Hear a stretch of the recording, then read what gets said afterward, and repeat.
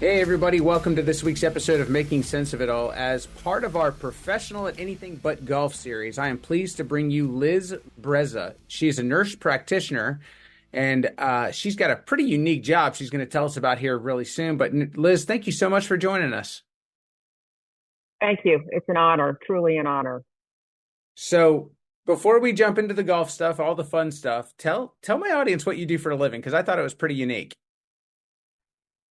Well, I've been in nursing since 1986, and for about the past 10, 11 years, I've been working as a nurse practitioner with Millennium Physician Group. I do primary care home visits for our 30 offices here in Northeast Florida, ranging from St. Johns County to Baker and Nassau, and do all the counties here. And I drive to people's houses, and I basically do office visits at their house for people who, for a variety of reasons, can't travel to the office. I think it's fantastic. It's almost, kind of the way things used to be as far as bringing the medical office to the patients. It's a great service that the company provides. Everybody is very appreciative of what the company offers, and having the ability to have, be able to have somebody go to their house and see patients, and it really takes a burden off of the caregivers and the family members, who often are challenged by getting their family members out of the house. I think it's fantastic. So before you did this, you were in the United States military, correct? I was in the Navy for over 23 years. I joined the Navy right out of nursing school in 1986, and I retired in early 2010. And my duty stations ranged from all over the United States. I started at Bethesda. I did a fair amount of time in the West Coast.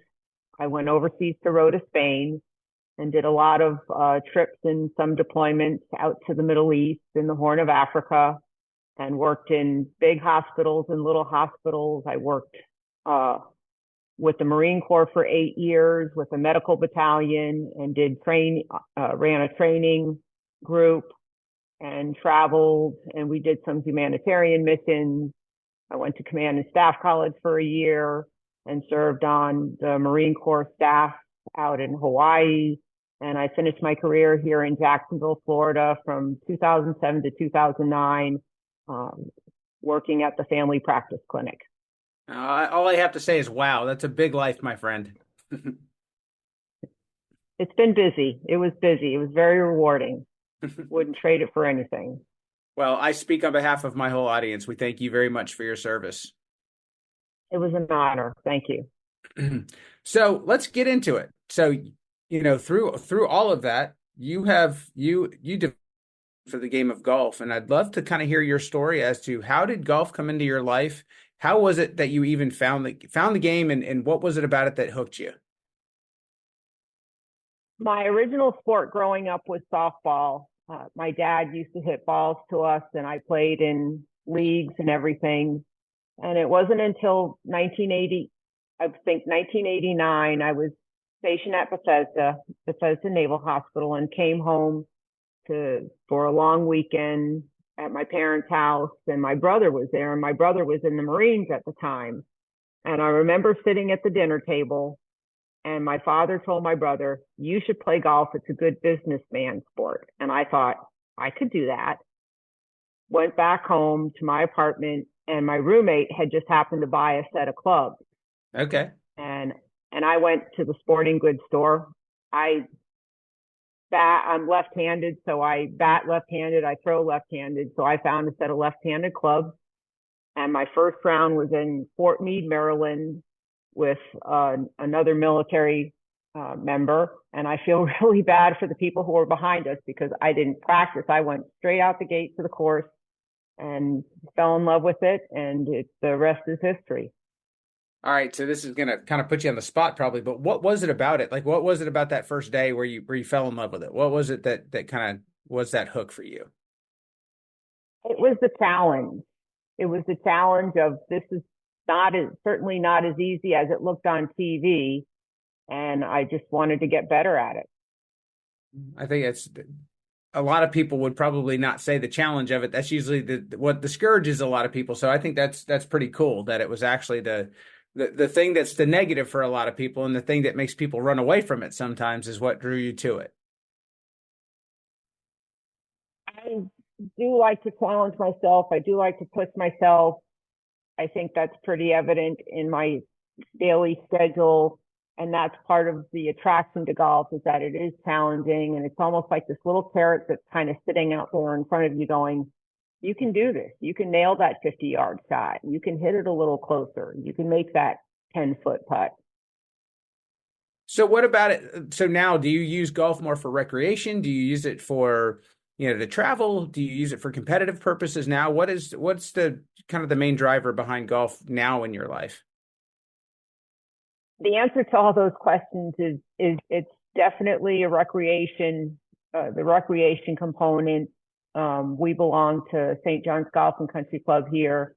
So I do play in the women's groups on Saturday. My husband and I play in the Sunday couples game.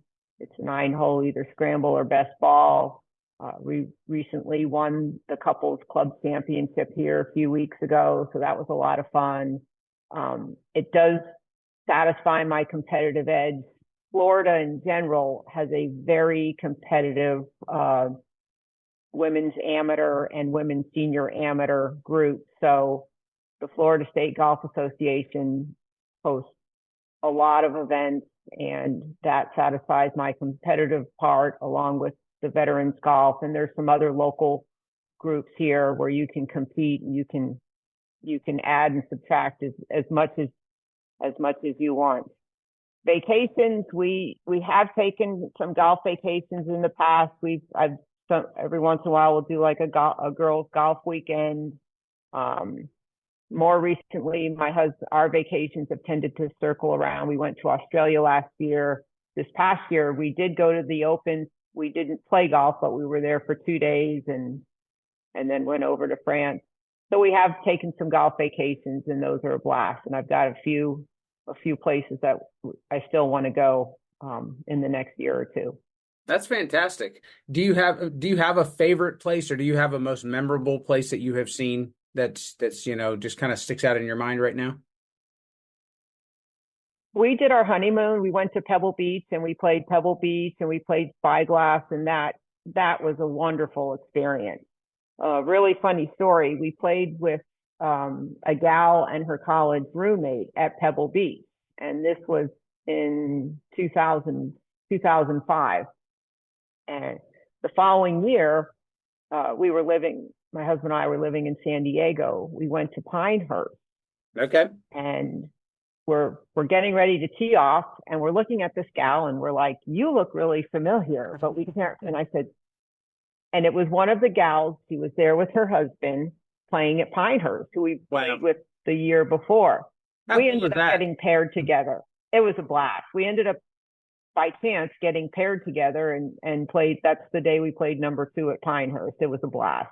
That's funny. You couldn't even ask for 2 different pieces of land either. I mean, Pinehurst versus Pebble Beach, it's a totally different experience. Exactly. The caddies were going, who's stalking who? So that was a lot of fun. Do you ever use it for your business? Is it something that through the years, has it been something that has aided you as far as developing relationships within being a nurse practitioner? Not so much for business. In the military, my some previous commanding officers would say, okay, we're going to play golf this afternoon. Make sure you have your sticks in your car. With this current job, if the CEO would come up to the area and I would be asked to play, a couple of us would be asked to play with him. So not so much from a promoting business perspective, but if the boss was in town and wanted to play golf, I generally get asked to play. Nice. Well, I'd say that counts. I mean, it's developing relationships. It's one of those things to where I think if people are, you have something in common with people, it makes it a lot easier. Oh yeah. Yes, definitely. And one of the women's group, the LPGA amateurs, most of us are still working. So they have some outings on the weekend. So I've definitely established a lot of relationships and have met a great number of friends through the game of golf. Very cool. How do you, as far as the work that you put into your personal game and kind of the way that you have structured, deciding to get better at the game, I'd like to kind of talk through that if that's okay with you. Sure, sure. So at what point in your life did you decide, all right, yes, I play golf, but I really want to put effort into this now. It's something that, I really want to put I actually want to, try to get better at this. From the beginning, or was it something that happened a little bit later? It's something that definitely happened later when I was stationed in Hawaii from 1999 to 2002. And that's where I kind of, I guess you could say, broke the ceiling. My coach at the time, Marcus Stubblefield, I went from about a 17 handicap. I went down to a 7 while I was out there. And most of that was mostly just around practice and playing a lot. Most recently, things evolved where then you had TPI, coming in, and the golf fitness. And Right. and I would say the last few years, I've taken more of a holistic approach. I work with a group called Par for Success. Everything is virtual. They're based out of Raleigh, North Carolina. And I have a coach. We meet virtually once a month, and she prescribes exercises. They have a standard, like a fitness and mobility test. And based on how you're performing, they'll modify your program, and also based on things that we're talking about. So I think the fitness component has definitely been drilled down a lot more in the last few years compared to, well, let's just go to the gym and let's do arms or legs or go to CrossFit, and all that is great. But this has become a little bit more golf specific for me, especially as I get a little bit older. You have to really focus on mobility and the right type of strength training, because now the body starts to tell you, my back hurts, my knees hurt, my shoulders. So, and that's where Dr. Greg comes in, where I see him here, probably once every 3 weeks, and we work on the areas that need a little bit more tender loving care, like shoulders and back, and that helps a lot. So, Well, let's talk the about last that few years. Because you Sure. actually had some injuries, some shoulder injuries that we had talked about off camera, Mm-hmm. that have led Mm-hmm. you to kind of focus on, that TPI and the physical therapy part of this whole journey. So can you share with my audience, because I'm sure there's a lot of people out there that have pre-existing injuries, things that affect the way they play golf. Yeah. So I had in 2010, I actually had my bunt surgery in 1993, which I think resulted from just poor throwing technique when I was playing softball. And I had a slap repair in my left shoulder. And then in 2010, 2011, 10 was the initial rotator cuff, clean out the area, sort of everything surgery here. And during rehab, I felt something tear, and we thought it was scar tissue because there was no pain, but Right. my range of motion never improved.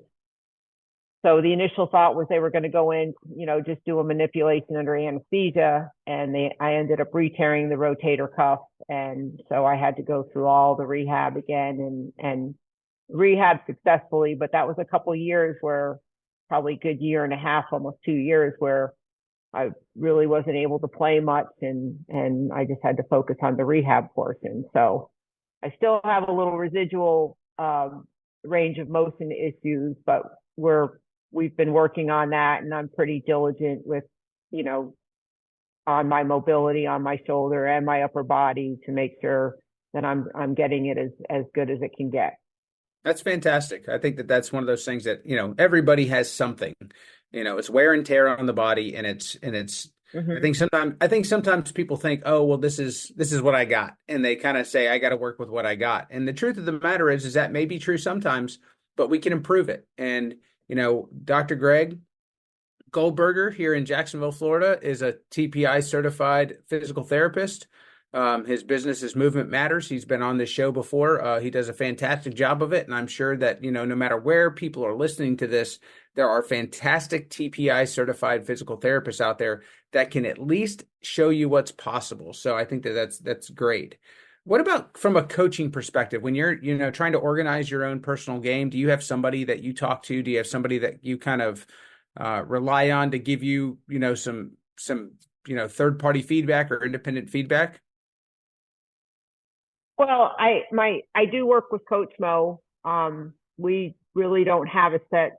We do, we schedule a lesson depending on my work schedule really drives the amount of time that I have to practice. My husband is a wonderful ear and wonderful support. He is able to amplify what Mo is talking about, and tries to keep me on track. We have a hitting bay in our garage, so on the days where you can't get out into the range, that's where a good deal of my practice goes. It's just hitting into this. It's not even a net. It's almost like a rubber backboard with parachute cord.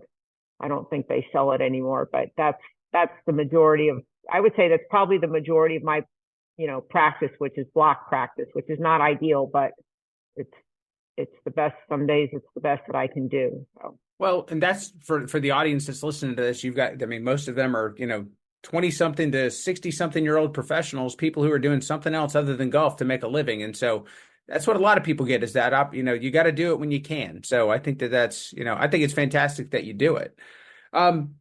Talk to me a little bit about equipment. Is that something that has ever been like, is it something that you feel is important? Do you feel like it's important to get it right? Or do you feel like it's like, just put something in your hand?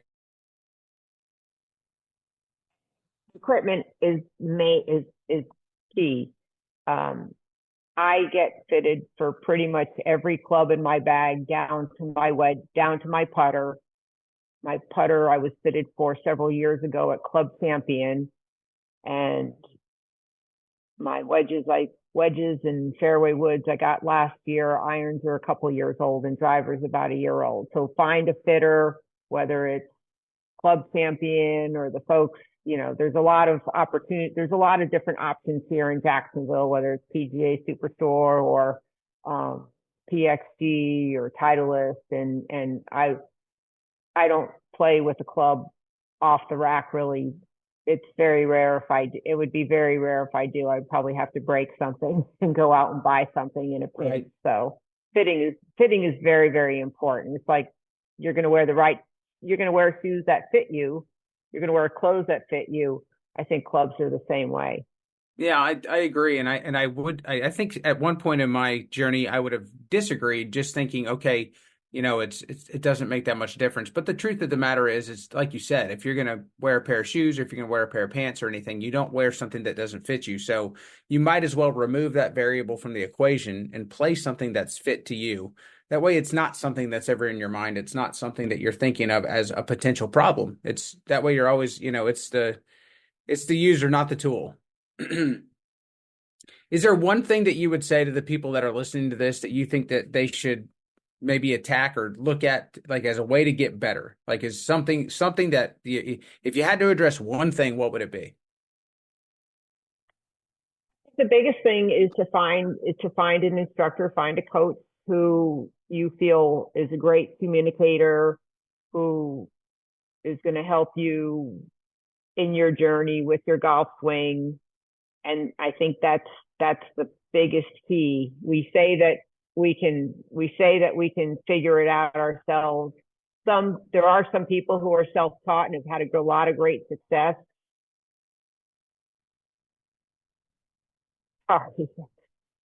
And I would strongly urge people to find a teacher in their local area. Fantastic. So I'd like to talk about some of the amateur events that you do, and namely, you just did a veterans event up in the Carolinas. I thought that was very interesting. Can you tell the audience about the event, what it was, and kind of who put it on? The organization is the Veteran Golfers Association. They are nationwide.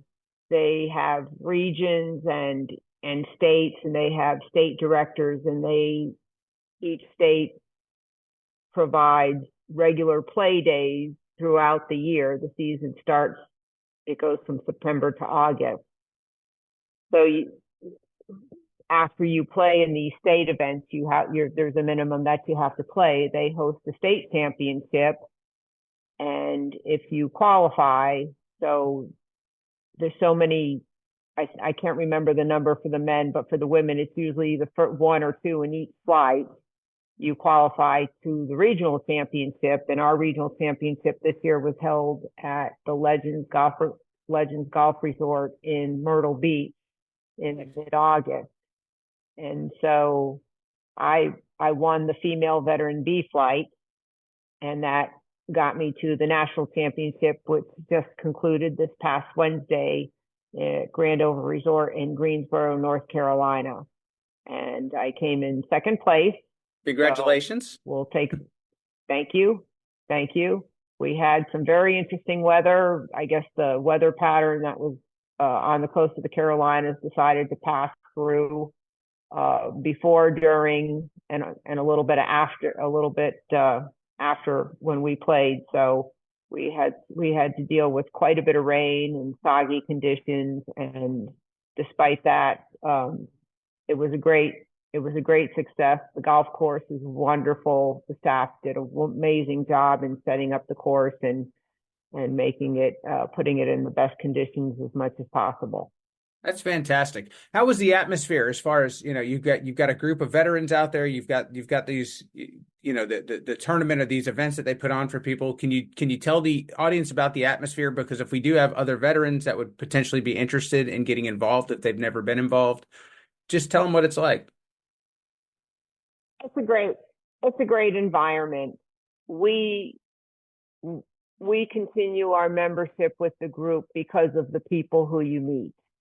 Yeah. And every community probably has its little nuances and humor things, and the veterans are no excuse, where there are things that we say that maybe to the civilian population, I get a little bit of head turns and eyebrow raises.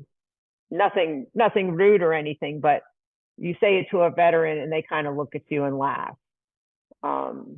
Just little sayings and little, just the culture.